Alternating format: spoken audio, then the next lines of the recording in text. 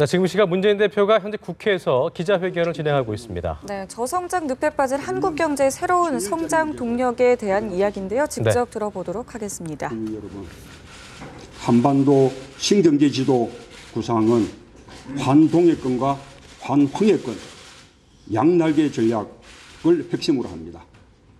한반도 동남단 부산에서 시작하는 환동해 경제권은 한국의 동부 지역을 거쳐 북한의 동해안을 따라 올라간 뒤 중국과 러시아를 북방 트라이앵글로 잇고 또 한 축으로 부산항과 나진 선봉과 일본의 니카타항을 남방 트라이앵글로 연결하는 거대한 산업경제권입니다.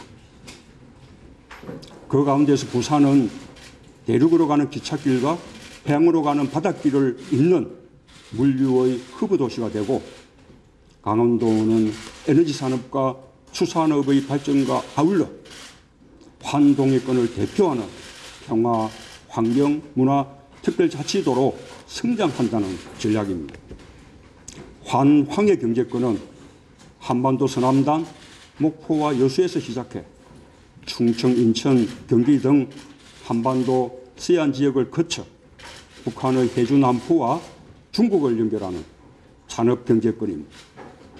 14선언에서 합의한 인천, 제주, 개성을 남북 경제협력의 삼각지대로 잇고 또 한 축으로 목포, 남포, 상해를 자유항으로 잇는 황해 트라이앵글 전략입니다.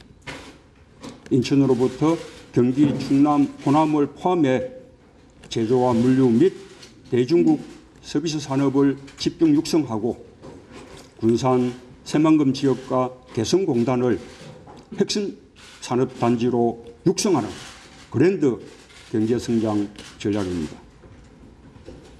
우리 기업의 북한 진출은 한반도의 항구적 평화체제를 정착시키는 큰 역할을 할 것입니다. 남북경제협력은 생산공동체, 소비공동체, 수출공동체를 만들어 한강의 기적을 대동강의 기적으로 확장시킬 것입니다. 그것이 한반도의 기적입니다. 존경하는 국민 여러분, 한반도 신경제지도 구상은 한반도와 동북아 평화로 가는 길입니다. 평화가 전제되지 않으면 성장도 경제협력도 불가능합니다.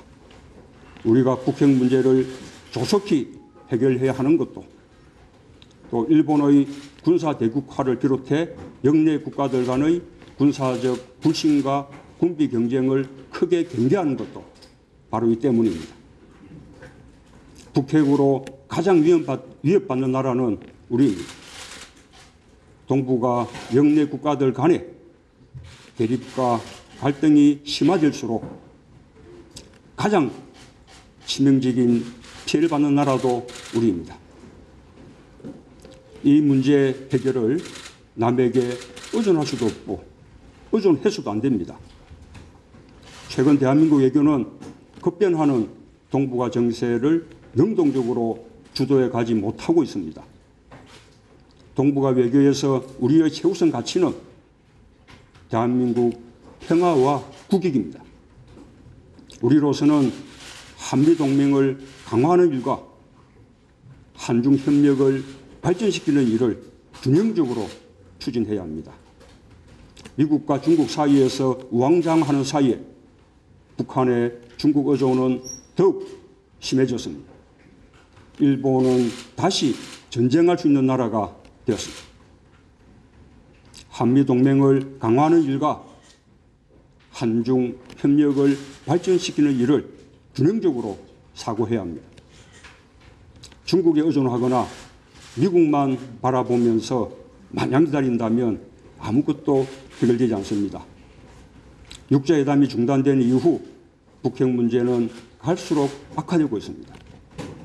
압박과 제재만이 능사가 아님이 입증되고 있습니다. 육자회담을 조속히 재개하기 위해 2+2 회담을 제안합니다. 2+2 회담은 남북 간, 북미 간 회담을 병행하자는 것입니다. 육자회담의 기본 정신은 다자간 대화를 통한 문제 해결입니다. 대화를 이끄는 동력은 다른 나라가 아니라 바로 우리에게 있습니다. 우리가 가장 절실하기 때문입니다. 그런 우리의 주도적 노력으로 과거 9.19 선언과 미로 합의를 이끌어낸 경험이 우리에게 있습니다. 70년 전 우리에게는 아무런 힘이 없었지만 지금은 다릅니다. 중국을 설득해 육자회담 재개의 환경을 마련해야 합니다.